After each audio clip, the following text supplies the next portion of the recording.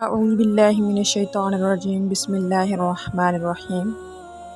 نماز چاشت کس وقت، کتنی رکعت ہے اور اس کی فضیلت کیا ہے؟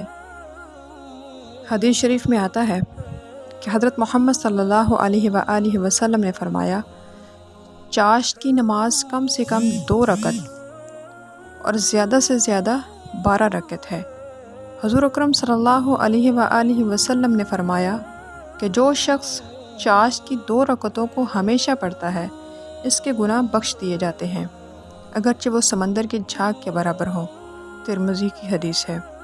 ایک اور حدیث میں ہے، حضرت کعب بن مالک رضی اللہ تعالی عنہ فرماتے ہیں کہ رسول اللہ صلی اللہ علیہ وآلہ وسلم کا معمول تھا کہ دن میں چاشت کے وقت سفر سے واپس تشریف لاتے اور آنے کے بعد پہلے مسجد جاتے، 2 رکعت نماز ادا فرماتے، پھر مسجد میں بیٹھتے۔ مسلم شریف۔